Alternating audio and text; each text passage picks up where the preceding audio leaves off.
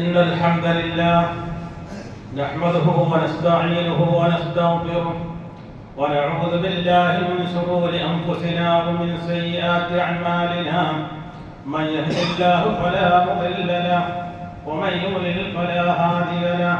وأشهد أن لا إله إلا الله وحده لا شريك له وأشهد أن محمدا عبده ورسوله. اللهم صل على محمد وعلى آل محمد كما صليت على إبراهيم وعلى آل إبراهيم إنك حميد مجيد. اللهم بارك على محمد وعلى آل محمد كما باركت على إبراهيم وعلى آل إبراهيم إنك حميد مجيد. أما بعد فإن خير الكلام كلام الله وخير الهدي هدي محمد صلى الله عليه وسلم وشر الأمور محدثاتها وكل محدثة بدعة وكل بدعة ضلالة وكل ضلالة في النار. يا أيها الذين آمنوا اتقوا الله حق تقاته ولا تموتن إلا وأنتم مسلمون. أعوذ بالله من الشيطان الرجيم. بسم الله الرحمن الرحيم. ولقد بعثنا في كل أمة رسولا أن اعبدوا الله واجتنبوا الطاغوت. ആദരവുള്ള വിശ്വാസികളെ വിശ്വാസിനികളെ, ജീവിതത്തിന്റെ എല്ലാ അവസരങ്ങളിലും അല്ലാഹു റബ്ബുൽ ഇസ്സത്തിന്റെ മതനിയമങ്ങൾ പാലിച്ച് തഖ്വയുള്ളവരായി ജീവിക്കണമേ എന്ന് എന്നോടും നിങ്ങളോടും ഉണർത്തുന്നു. തഖ്വ കൊണ്ട് വസിയത്ത് ചെയ്യുന്നു. റബ്ബ് സുബ്ഹാനഹു വ തആല നമ്മെ മുത്തഖീങ്ങളിൽ ഉൾപ്പെടുത്തി അനുഗ്രഹിക്കുമാറാവട്ടെ. സത്യവിശ്വാസികളെ, അല്ലാഹു മനുഷ്യനെ സൃഷ്ടിച്ചത് തന്നെ അല്ലാഹുവിനെ മാത്രം ആരാധിക്കാൻ വേണ്ടിയാണ്. വമാ ഖലഖതുൽ ജിന്ന വൽ ഇൻസ ഇല്ലാ ലിയഅ്ബുദൂൻ. മനുഷ്യ സൃഷ്ടിപ്പിന്റെ ഉദ്ദേശം തന്നെ അതാണ്, അള്ളാഹുവിനെ ആരാധിക്കുക. അങ്ങനെയല്ല, അള്ളാഹുവിനെ മാത്രം ആരാധിക്കുക എന്നുള്ളതാകും. എല്ലാ പ്രവാചകന്മാർ വന്ന് ആദ്യം പറഞ്ഞ കാര്യം അത് തന്നെയാകും, അള്ളാഹു അല്ലാതെ നിങ്ങൾക്ക് വേറെ ആരാധ്യരില്ല എന്നുള്ള കാര്യം. പക്ഷേ മനുഷ്യർ, മുസ്ലിങ്ങളാണെന്ന് പറയപ്പെടുന്ന ചിലരും ദിവസം കഴിയുമ്പോഴും പുതിയ പുതിയ ആരാധ്യന്മാരെ ഉണ്ടാക്കിക്കൊണ്ടിരിക്കുകയാണ്. കഴിഞ്ഞ വർഷം ഇല്ലാത്ത പല ആരാധകരും ഈ വർഷം വരും, ഇനി അടുത്ത വർഷം പിന്നൊന്ന് വരും. അങ്ങനെ പുതിയ പുതിയ ആരാധനാ സമ്പ്രദായങ്ങളും പുതിയ പുതിയ ആരാധനാ മൂർത്തികളെയുമൊക്കെ ഉണ്ടാക്കിക്കൊണ്ടിരിക്കുകയാണ്. ഇവിടെയാണ് പ്രസക്തമായ ഒരു ചോദ്യം അള്ളാഹു നമ്മോട് ചോദിക്കുന്നത്. അള്ളാഹു അടിമക്ക് അള്ളാഹു പോലെ എന്തിനാണ് അള്ളാഹുവിനെ വിട്ട് നിങ്ങൾ മറ്റു പലതിനെയും ആരാധിക്കുന്നത്? എന്തിനാണ് അവരോട് പ്രാർത്ഥിക്കുന്നത് എന്നുള്ളൊരു ചോദ്യം. ഇവിടെ മുസ്ലിങ്ങൾ എന്ന് പറയപ്പെടുന്ന ആളുകൾ തന്നെ ബഹുഭൂരിപക്ഷവും മഹാവഞ്ചനയിൽ അകപ്പെട്ടിരിക്കുകയാണ്. അള്ളാഹു നമ്മെ രക്ഷിച്ചു. ഇതിൽ അള്ളാഹു നമ്മെ നിലനിർത്തി പെരുമാറാവട്ടെ. മനുഷ്യനെ നന്മയിലേക്ക് നയിക്കുവാൻ അള്ളാഹു നിയോഗിച്ച പ്രവാചകന്മാർ, അവർക്ക് കിതാബുകൾ നൽകി, ബോധനം നൽകി. അല്ലാഹു പറയുന്നു, വലഖദ് ബഅത്നാ ഫീ കുല്ലി ഉമ്മത്തിൻ റസൂലൻ. എല്ലാ സമുദായത്തിലേക്കും നാം റസൂലുകളെ, പ്രവാചകന്മാരെ നിയോഗിച്ചിട്ടുണ്ട്. എന്തിന്? അനിഅ്ബുദുല്ലാഹ, നിങ്ങൾ അല്ലാഹുവിനെ ആരാധിക്കുക. അവിടെ പറഞ്ഞു നിർത്തിയില്ല. വജ്തനിബുത് താഗൂത്ത്, ദുർമൂർത്തികളെ നിങ്ങൾ വെടിയുകയും ചെയ്യുക. അല്ലാഹു അല്ലാതെ എന്തിനെല്ലാം ആരാധിക്കപ്പെടുന്നുണ്ടോ അതൊക്കെ താഗൂത്തിൽ പെടും.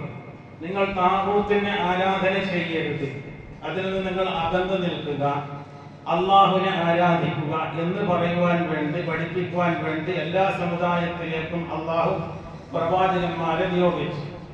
എന്തിനാണ് ഈ ലോകത്ത് അള്ളാഹു അനുഗ്രഹങ്ങൾ നമുക്ക് തരുന്നത്? നേരം പുലരുന്നു, വൈകുന്നേരമാകുന്നു, മഴ വരുന്നു, വെയിൽ വരുന്നു, കാറ്റ് വരുന്നു, എല്ലാം വരുന്നു, അനുഗ്രഹങ്ങൾ പലതും വരുന്നു, ആരോഗ്യം വരുന്നു, ഒക്കെ വരുന്നു. എന്തിനാണ് ഇതൊക്കെ? അള്ളാഹുവിനെ ചിന്തിക്കുവാൻ വേണ്ടിയിട്ടാണ്.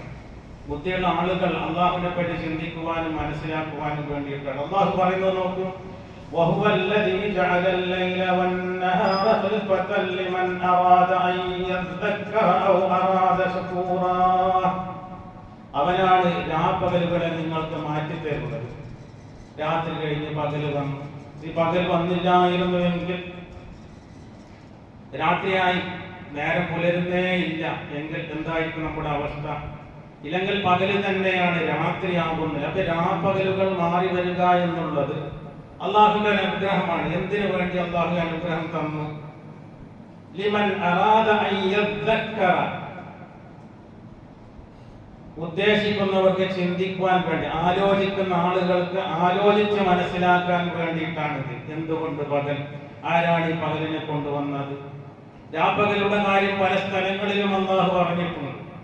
ഇന്ന ഫീ ഖൽഖിസ് സമാവാതി വൽ അർദി വഖ്തിലാഫിൽ ലൈലി വൻ നഹാരി ലആയാതിൻ ലിഉലിൽ അൽബാബ്. ചിന്തിക്കുന്ന ആളുകൾക്ക് ദൃഷ്ടാന്തമാണ്. അപ്പോൾ ചിന്തിക്കുന്ന ആളുകൾക്ക് ചിന്തിക്കുവാൻ വേണ്ടി രാപ്പകലുകളെ നിങ്ങൾക്ക് മാറ്റിക്കൊണ്ട് തന്നു. ഔ അറാദ ശുകൂറ, അല്ലെങ്കിൽ ശുക്ർ ചെയ്യാൻ ഉദ്ദേശിക്കുന്നവർക്ക് അത് ചെയ്യുവാൻ വേണ്ടി. പക്ഷേ മനുഷ്യൻ ഇതിനെപ്പറ്റി ചിന്തിക്കുന്നില്ല. നേരം പുലരുമ്പോൾ നമ്മൾ ദിക്ർ പറഞ്ഞു, പ്രഭാതം പുലർന്നിരിക്കുന്നു, അള്ളാഹുവിന്റെ അധികാരത്തിലായിട്ടെല്ലാം പ്രഭാതത്തിലായിരിക്കുന്നു. വൈകുന്നേരമാകുമ്പോൾ നാം പറഞ്ഞു നേരം അസ്തമിച്ചിരിക്കുന്നു, അള്ളാഹുവിന്റെ എല്ലാ അധികാരത്തിലാണ്, അതങ്ങനെ ചെയ്തിരിക്കുന്നത് എന്നൊക്കെ നാം പറയും. പക്ഷെ അതിന്റെ ആന്തരികമായ അർത്ഥം മനസ്സിലാക്കാതെ നാം ഇങ്ങനെ പറഞ്ഞുകൊണ്ടേയിരിക്കുന്നു. അപ്പൊ നേരം പുലർന്നു, രാത്രിയായി. ഇതെല്ലാം അള്ളാഹുവിന്റെ എന്തിനും അള്ളാഹു അതിന് കാരണം പറഞ്ഞത് ചിന്തിക്കുന്ന ആളുകൾക്ക് ചിന്തിക്കാൻ വേണ്ടിയിട്ടാണ്. നന്ദി ചെയ്യുന്ന ആളുകൾക്ക്, ശുക്ർ ചെയ്യുന്ന ആളുകൾക്ക് ശുക്ർ ചെയ്യാൻ വേണ്ടിയിട്ടാണ് അള്ളാഹു ഇതെല്ലാം തന്നത്. അള്ളാഹുവിനെ നന്ദി ചെയ്ത് ജീവിക്കാൻ ഉദ്ദേശിക്കുന്നവർക്ക് വേണ്ടിയാണ് ഇതൊക്കെ. അതുപോലെ അള്ളാഹു നമുക്ക് പല പരീക്ഷണങ്ങളും തരും. മഴയില്ലാതെ നാം പരീക്ഷിക്കപ്പെട്ടു. ഇപ്പൊ മഴ കൊണ്ട് പരീക്ഷിക്കപ്പെട്ടുകൊണ്ടിരിക്കുകയാണ്. പരീക്ഷണങ്ങൾ മാറി മാറി വരും. അള്ളാഹു പറയുന്നു ഖുർആൻ, ഈ ഖുർആനിന്റെ ഓരോ ആയത്തിന്റെ ഇടയിലൂടെ നാം സഞ്ചരിച്ചാൽ നമുക്ക് തന്നെ മനസ്സിലാകും നാം ഖുർആനിന്റെ അടുത്തേക്ക് എത്തിയിട്ടില്ല എന്ന്. ഖുർആൻ നമ്മുടെ കയ്യിലുണ്ട്, പക്ഷെ നമ്മുടെ മനസ്സിൽ പലപ്പോഴും ഖുർആനില്ല. ഖുർആനിൽ നിന്ന് നാം അകന്നുകൊണ്ടേയിരിക്കും. നമ്മുടെ ഖുർആനിലേക്ക് അടുപ്പിക്കാൻ വേണ്ടി ആളുകൾ ശ്രമിച്ചു കൊണ്ടിരിക്കും തോറും നാം അതിൽ നിന്ന് മാറിക്കൊണ്ടേയിരിക്കും. അല്ലാഹു പറയുന്നു وَلَنَبْلُوَنَّكُمْ بِشَيْءٍ مِنَ الْخَوْفِ وَالْجُوعِ وَنَقْصٍ مِنَ الْأَمْوَالِ وَالْأَنْفُسِ وَالثَّمَرَاتِ وَبَشِّرِ الصَّابِرِينَ. നിങ്ങളെ നാം പരീക്ഷിക്കും. മിനൽ ഖൗഫി, ഭയം തന്ന് പരീക്ഷിക്കും. വൽജൂഇ, വിശപ്പ് തന്ന് പരീക്ഷിക്കും നിങ്ങളെ നാം. വനഖ്സിൻ മിനൽ അംവാലി, ധനനഷ്ടമുണ്ടാക്കി, നിങ്ങളെ സ്വത്തുക്കൾ കുറഞ്ഞു പോയി, അങ്ങനെ പരീക്ഷണം ഉണ്ടാകും. വൽ അൻഫുസി, ആൾ നഷ്ടമുണ്ടാകും, നിങ്ങൾക്ക് വേണ്ടപ്പെട്ടവർ മരിച്ചു പോകും, അങ്ങനെയും നിങ്ങളെ പരീക്ഷിക്കും. വസ്സമറാത്തി, ഫലനഷ്ടമുണ്ടാകും, കൃഷിയിൽ നഷ്ടമുണ്ടാകും, അങ്ങനെയും നിങ്ങളെ പരീക്ഷിക്കും. എന്നിട്ട് അല്ലാഹു പറഞ്ഞു വബശ്ശിരിസ് സാബിരീൻ, ക്ഷമയുള്ളവർക്ക് സന്തോഷ വാർത്ത അറിയിക്കുക, സബൂറുള്ളവർക്ക് സന്തോഷ വാർത്ത അറിയിക്കുക എന്ന് അല്ലാഹു പറയുന്നു. ഇവിടെ ജീവിതത്തിൽ നമുക്ക് പല പ്രശ്നങ്ങളും വരുന്നു. ഈ പ്രശ്നങ്ങൾ വരുമ്പോൾ ആളുകൾ അല്ലാഹു അല്ലാത്തവരെ വിട്ട് മറ്റ് പലതിലേക്കും പോയിക്കൊണ്ടേയിരിക്കും. നമ്മുടെ ചെറുപ്പകാലത്ത് ഈ ടെക്നോളജി ഇത്ര വളർന്നിട്ടില്ല. ഒരു നാട്ടിൽ എന്ത് സംഭവിക്കുന്നു എന്ന് ആ സമയത്ത് നമുക്ക് അറിയില്ല. കുറെ ദിവസങ്ങൾ വേണം ഒരു മരണവാർത്ത അറിയാൻ, ഇല്ലെങ്കിൽ മറ്റെന്തെങ്കിലും അറിയാം. ഇത്രയൊക്കെ സാങ്കേതിക വിവരമുള്ള ഈ കാലത്തും ആളുകൾ പുതുതായി ദീനിന്റെ പേരിൽ നിർമ്മിച്ചുകൊണ്ടിരിക്കുകയാണ്. പല ഖബറുകളും നിർമ്മിച്ചുകൊണ്ടിരിക്കുന്നു. അവിടെ പുതിയ പുതിയ പൂജാവിധികൾ അതും വന്നുകൊണ്ടിരിക്കുന്നു. ഇത് ഇല്ലാത്ത കാലത്ത് എന്തായിരിക്കും അവസ്ഥ? ഇത് ഉണ്ടാകുമ്പോൾ തന്നെ ഇങ്ങനെ മനുഷ്യർ കണ്ടുകൊണ്ടേയിരിക്കുന്നു. ഈ ഖബർ എങ്ങനെ വളർത്തുന്നത് കണ്ടുകൊണ്ടേയിരിക്കും. എന്റെ ചെറുപ്പത്തിൽ എനിക്ക് അത്ഭുതമായിരുന്നു വലിയ വലിയ ഖബറുകൾ കാണുമ്പോൾ. ഇതെന്തോ മഹാനാണ് എന്ന് ഞാൻ ധരിച്ചു. ഖബറിന്റെ ഉയരം നോക്കി നീളം നോക്കിയിട്ടല്ല നമുക്കങ്ങനെ വരും. ഈ ഖബർ വലിയ ഖബറാണ്, ഹാബീലിന്റെ ഖബർ. ഞാൻ നോക്കിയിട്ടുണ്ട് അങ്ങനത്തെ പല ഖബറുകൾ നോക്കുമ്പോൾ നമുക്കൊരു ഭക്തി വരും. പിന്നീട് ഇപ്പൊ എല്ലാവർക്കും മനസ്സിലായി ഈ ഖബർ വലുതാകുന്നത് എങ്ങനെയാണെന്ന് അറിയാത്ത ഒരു കുട്ടിക്ക് ദിവസം ലൈവായി കണ്ടുകൊണ്ടിരിക്കുകയാണ്.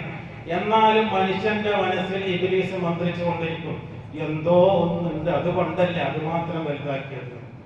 ഇങ്ങനെ സമുദായം മുമ്പ് കഴിഞ്ഞു പോയിരുന്നു. അപ്പൊ നമുക്ക് പരീക്ഷണങ്ങൾ വരും. എത്രയോ വർഷങ്ങളായി ഡയാലിസിസ് ചെയ്തുകൊണ്ടിരിക്കുന്ന ആളുകളുണ്ട് നമ്മുടെ കൂട്ടത്തിൽ. ചെറിയ പ്രായത്തിൽ അപകടപ്പെട്ട് കൈകാലുകൾ നഷ്ടപ്പെട്ട ആളുകളുണ്ട് നമ്മുടെ കൂട്ടത്തിൽ.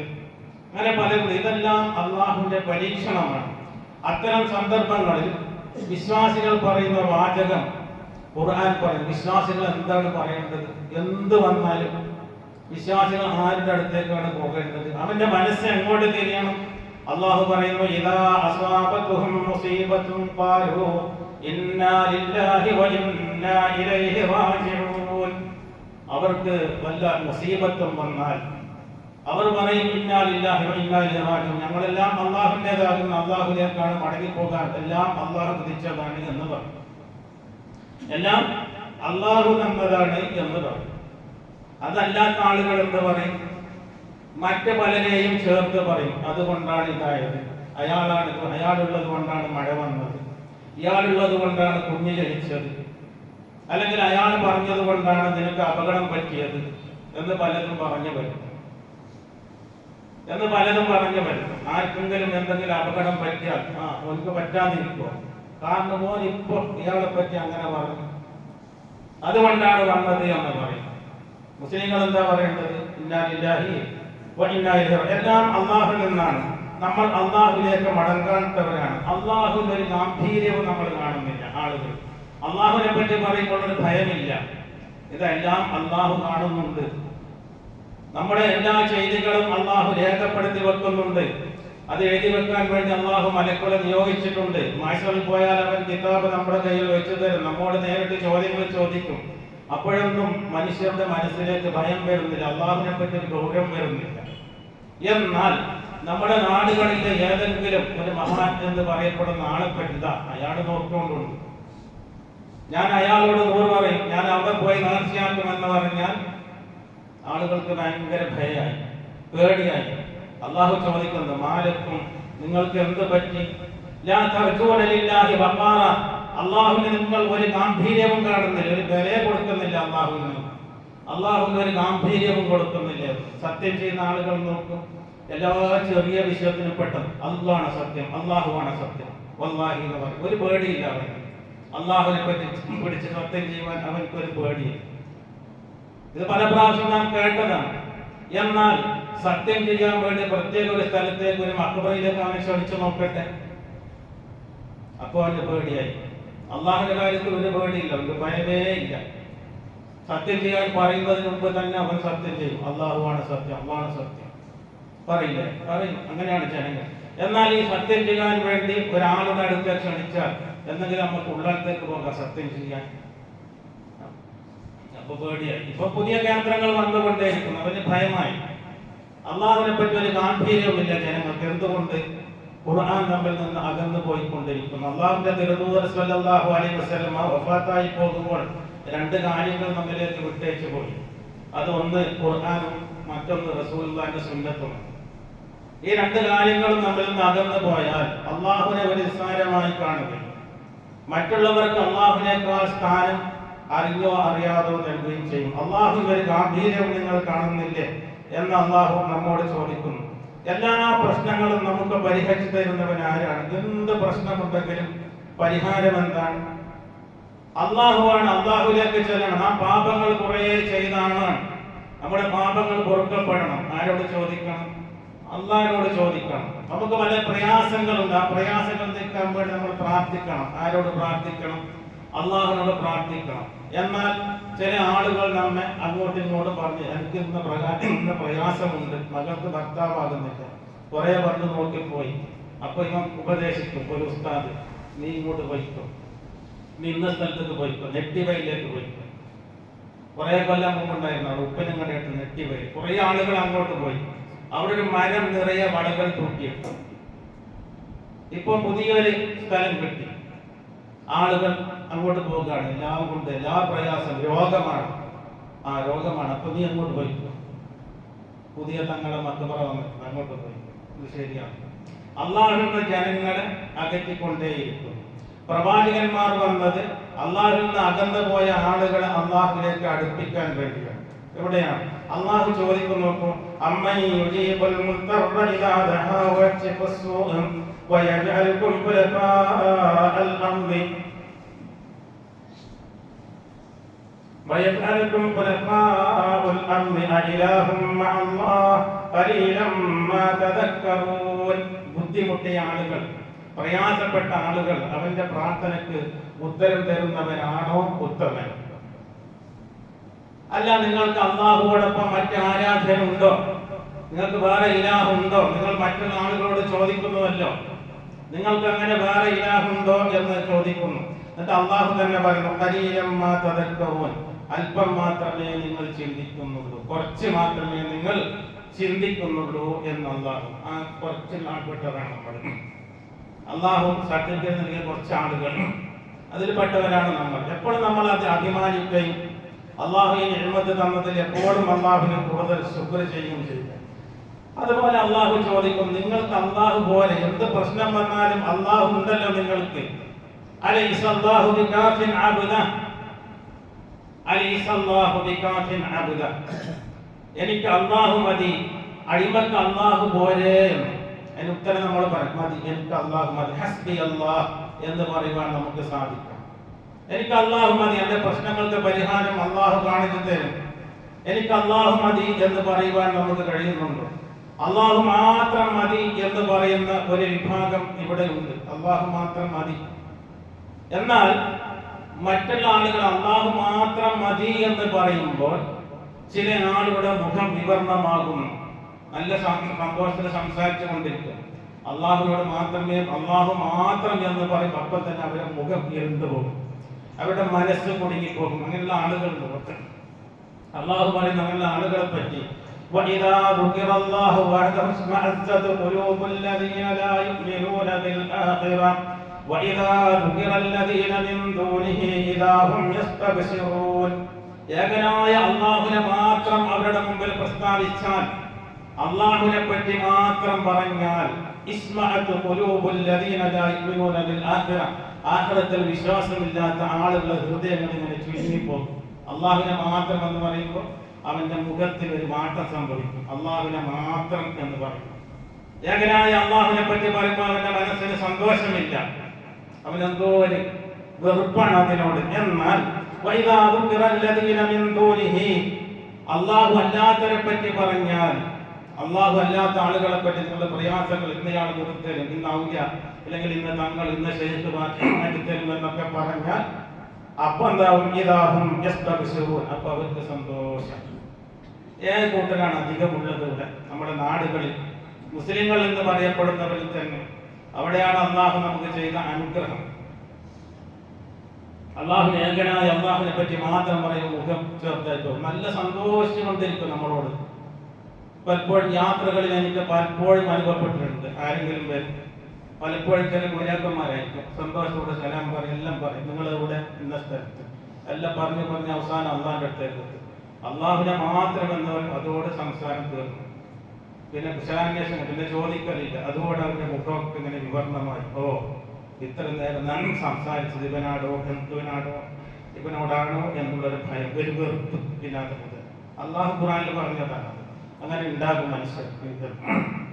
അതുപോലെ നബി സല്ലല്ലാഹു അലൈഹി തങ്ങൾ എന്താ പറഞ്ഞത്? എന്നിട്ട് ഇവിടെ പ്രാർത്ഥന നോക്കൂ.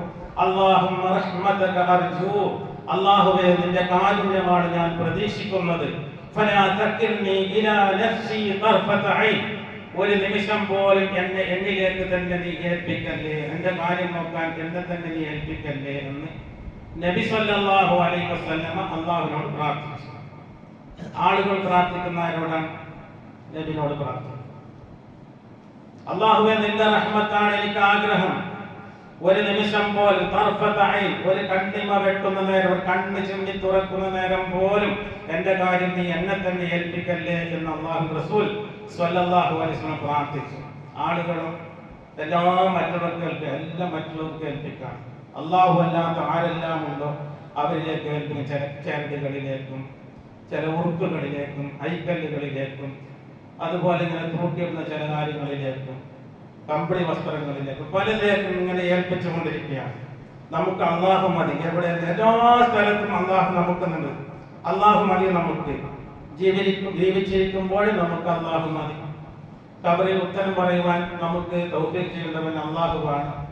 മഹ്ശറിൽ നമ്മെ സംരക്ഷിക്കേണ്ടവൻ അല്ലാഹുവാണ്. സിറാത്ത് കടത്തേണ്ടവൻ അല്ലാഹുവാണ്. നരകത്തിൽ നമ്മെ രക്ഷപ്പെടുത്തേണ്ടവൻ അല്ലാഹുവാണ്.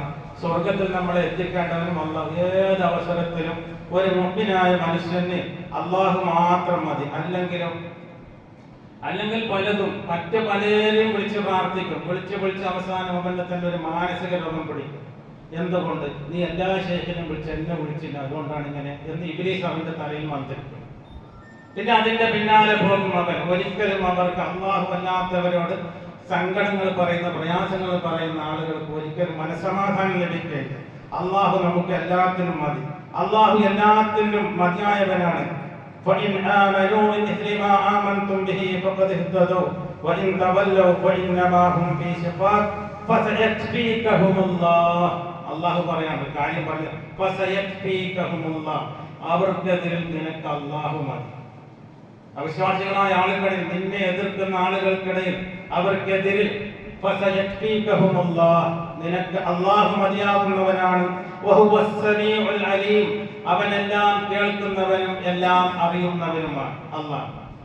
ഈ അലീമും സമീഉമായ അല്ലാഹുവിനെ വിട്ട് ജനങ്ങൾ മാറി ചിന്തിച്ചുകൊണ്ടിരിക്കുന്നു, പോയിക്കൊണ്ടിരിക്കുന്നു. പുരോഹിത വർഗം അങ്ങനെ ആക്കിക്കൊണ്ടേയിരിക്കുന്ന ആളുകൾ. ഭരമേൽപ്പിക്കുവാൻ അല്ലാഹു മതി, തവക്കുലാക്കുവാൻ നാം തവക്കുൽ ചെയ്യേണ്ടത് അല്ലാഹുവിനെയാണ്. ഇബ്രാഹിം നബി അലൈഹി സ്വലാത്തു വസ്സലാം പല പ്രാവശ്യം നാം കേട്ടതാണ്, ഹസ്ബി അല്ലാഹ്, എനിക്ക് അല്ലാഹു മതി. എന്തുകൊണ്ട് നമുക്ക് അങ്ങനെ പറയാൻ സാധിക്കുന്നില്ല? അങ്ങനെ ആരോടെങ്കിലും പറഞ്ഞാൽ അവന്റെ മുഖം വിവർണമാകും. നിനക്ക് അല്ലാഹു പോലെ എന്ന് ചോദിച്ചാൽ അപ്പം തന്നെ അവന്റെ മുഖം വിവർണമാവുകയും നമ്മോട് വെറുപ്പുണ്ടാവുകയും ചെയ്യും. മുഹമ്മദ് നബി സല്ലല്ലാഹു അലൈഹി വസല്ലമ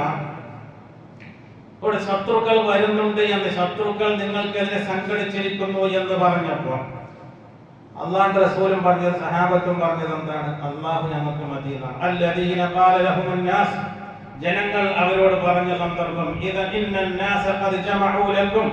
ഇതാ ആളുകൾ നിങ്ങൾക്കെതിരെ സംഘടിച്ചിരിക്കുന്നു എന്ന് പറഞ്ഞു. ഫഖ്ശൗഹും, അതുകൊണ്ട് നിങ്ങൾ ഭയപ്പെടുക, പേടിച്ചുകൊള്ളുക, നിങ്ങൾക്കെതിരെ ആളുകൾ സംഘടിച്ചിട്ടുണ്ട് എന്ന് പറഞ്ഞു. ഫസാദഹും ഈമാന, അങ്ങനെ പറഞ്ഞു. ഫസാദഹും ഈമാന, അവർക്ക് ഈമാൻ വർദ്ധിച്ചു.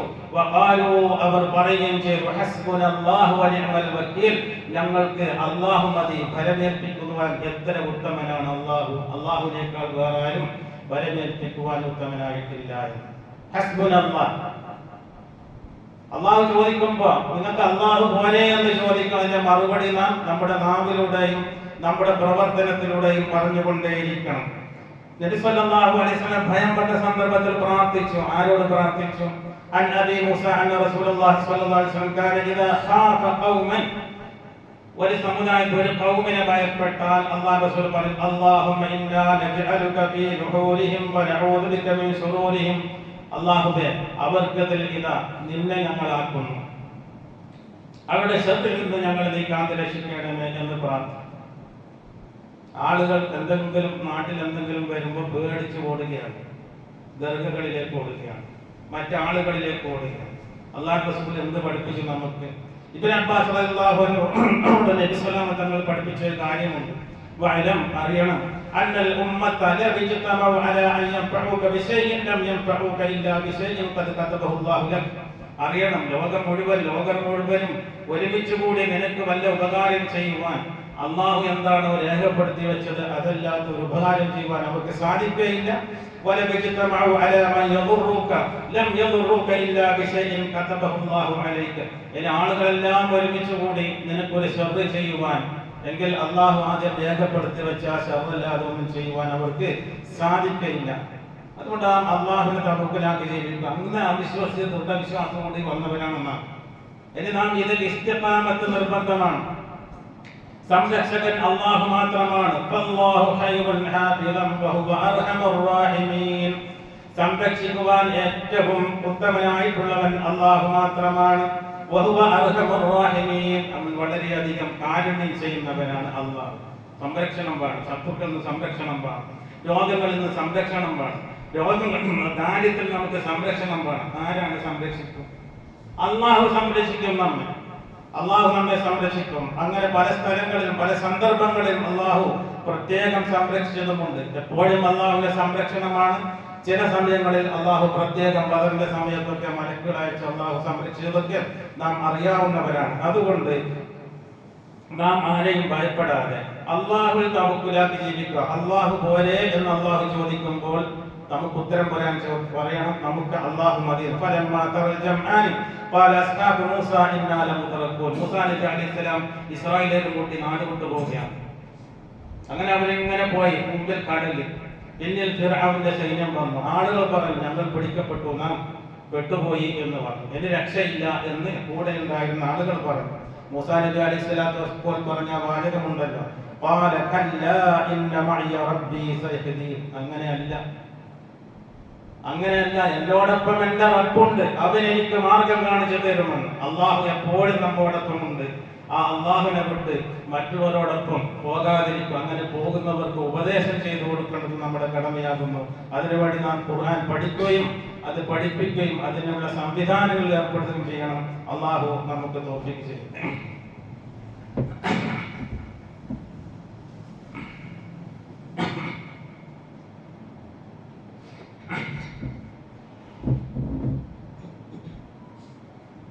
അൽഹംദുലില്ലാഹി റബ്ബിൽ ആലമീൻ. اللهم صل على محمد وعلى آل محمد كما صليت على إبراهيم وعلى آل إبراهيم إنك حميد مجيد. اللهم بارك على محمد وعلى آل محمد كما باركت على إبراهيم وعلى آل إبراهيم إنك حميد مجيد. يا أيها الذين آمنوا اتقوا الله حق تقاته ولا تموتن إلا وأنتم مسلمون.